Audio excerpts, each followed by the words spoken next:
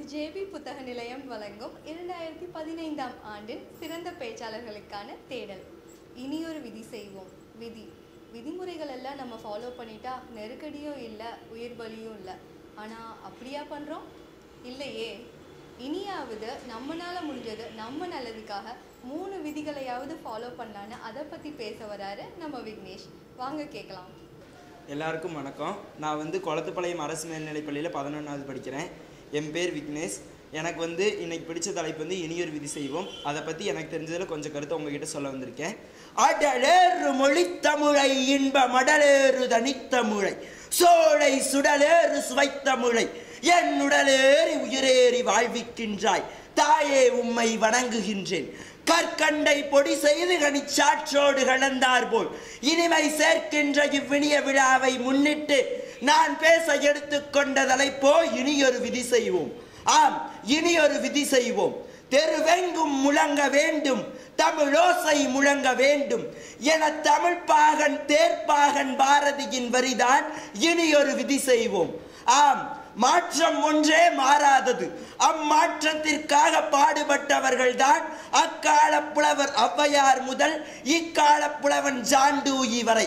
அவர்களிலே முத்தன் முதலாக தமிழிலே எளிய நடை கவிதை பேசி உலகமெங்கும் தமிழிலே ஊர்வலம் சென்று பார்ப்புகளும் இடமெல்லாம் தமிழோசையடா அவையே என் சங்க தமிழுமடா என தமிழுக்கே தமிழ் வளர்த்த பாரதியின் வரிதான் இனியொரு விதி செய்வோம், கெட்ட போரிடும் உலகை வேறொரு சாய்த்திடுவோம் என்பது. ஆம், இத்தகைய இனியொரு விதி செய்வோம் என்றால் அனைத்திலும் தான் விதி செய்ய வேண்டும். எதில் தான் விதி செய்யாமல் இருக்க முடியும்? அவற்றில் 3ஐத்தான் நான் மிகவும் விரும்புகிறேன். முதலாக உணவின்மை, இரண்டாவதாக மது, மூன்றாவதாக ஊழல். முதலாவதாக உணவின்மை. வழிப்போக்கன் வந்து தங்கி போதும் போதும் என்று கூற முப்போகம் வீட்டிலே விளைந்து உணவிட்ட தேசமையா இது. உலகுக்கே வழி சொல்லி ஊருக்கு செல்லும் இடமெல்லாம் 6 வகை சுவையுடனே அறுசுவை சமைத்தது திருநாவுக்கரசர் காலத்திலே புதுமையடா என வாழ்ந்த தேசத்திலே இன்று உணவின்மையால் மிக பெரும் தேகம். ஆம், உணவின்மையால் இன்று மிக பெரும் தேகம். உணவு பற்றாக்குறை உலகையே திருப்பி விட்டது.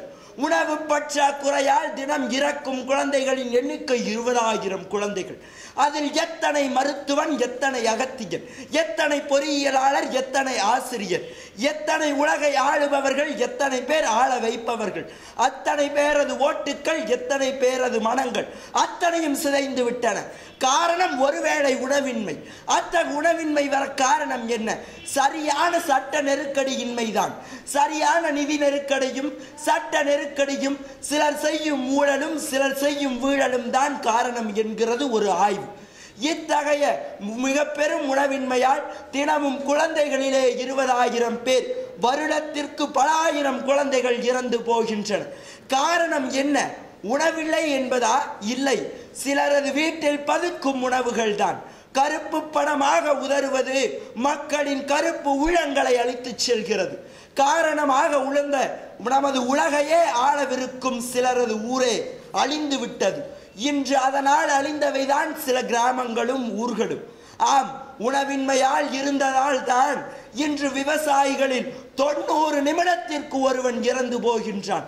உலகிற்கு வேண்டும் வேண்டும் என்பது போல் விளைச்சலை கொடுத்தவன் இன்று 90 நிமிடத்திற்கு ஒருவன் தூக்கிட்டுக் கொள்கிறான்.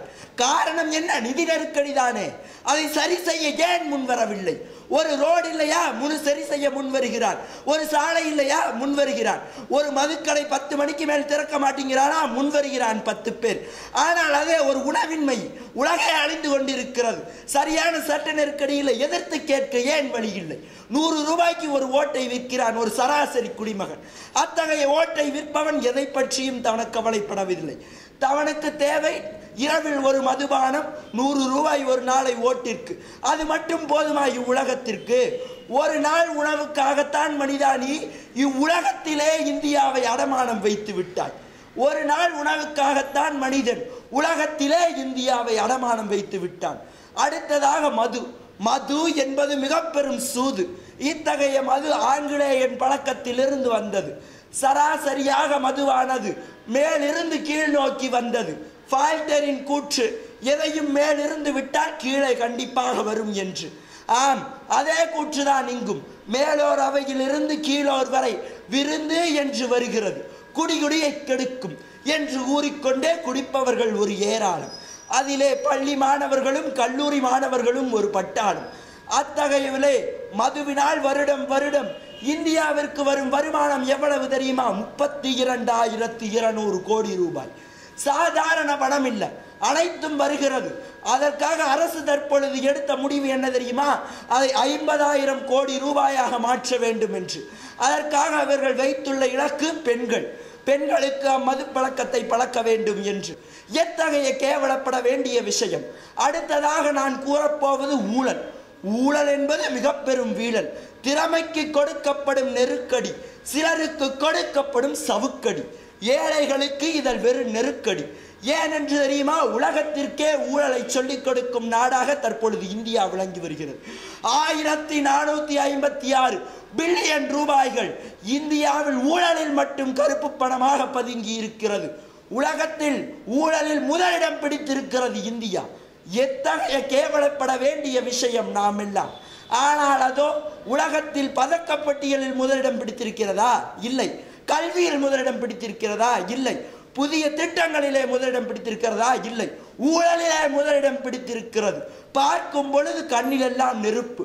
என்ன செய்ய முடியும்? நம்மால் மாற்ற முடியும். அதற்காகத்தான் வேண்டும் இனியொரு விதி செய்ய வேண்டும். இனியொரு விதி செய்ய வேண்டும். கெட்ட போரிடும் இவ்வுலகத்தை அழித்திட வேண்டும். மையத்தின் வழி நடக்க வேண்டும். தமிழ் மொழியே ஆட்சி மொழியாக வேண்டும். உலகமெங்கும் ஐநா சபை பாராட்ட வேண்டும். தமிழ் எழுத்து சபைகளிலே முழங்க வேண்டும். சாதாரண குடிமகனும் மாற வேண்டும். உலகம் திரும்ப வேண்டும். ஒரு நாள் நம்மை பார்க்க வேண்டும். சிரித்தவன் எல்லாம் அழ வேண்டும். அன்று நம்மை பார்த்து கேவலப்பட சிரித்தவன் எல்லாம் அழ வேண்டும். இந்தியா இதுவா என அனைவரும் நினைக்க வேண்டும். அப்படிப்பட்ட ஒரு விதி செய்ய வேண்டும். இனி ஒரு விதி செய்ய வேண்டும். 8 திட்டம் போட்டு விட்டு எட்டி பார்த்து விட்டு ஏங்குகின்ற நாட்டிலே வாழ்கின்றோம்.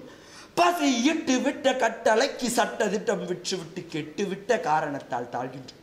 அந்த முட்டுக்கட்டை கூட்டத்திற்கு முட்டுக்கடுத்தே நிற்கும் அம்முட்டியை உடைக்கப் போவது யார்? நம் மாணவர் சமுதாயம். நான் பேச வந்ததோ பெருக்கம், பேசியதோ சுருக்கம்.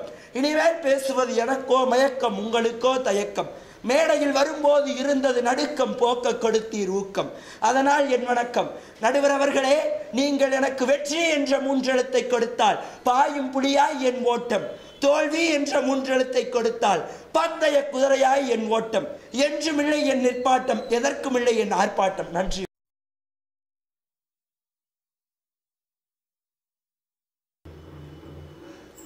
என்ன பேசுறதுன்னே தெரியல. எல்லாமே விக்னேஷே பேசிட்டு போயிட்டாரு. இப்போ நான் என்ன சொன்னாலும் உங்கள் காதிலே விழ போகிறதில்ல. ஒன்று சொல்லிக்கிறேன். இவரோட பேஜ் உங்களுக்கு பிடிச்சிருந்ததுன்னா இவருக்கு ஓட் பண்ணுறதுக்கான code JBSC 06, SMS, YouTube, Facebook.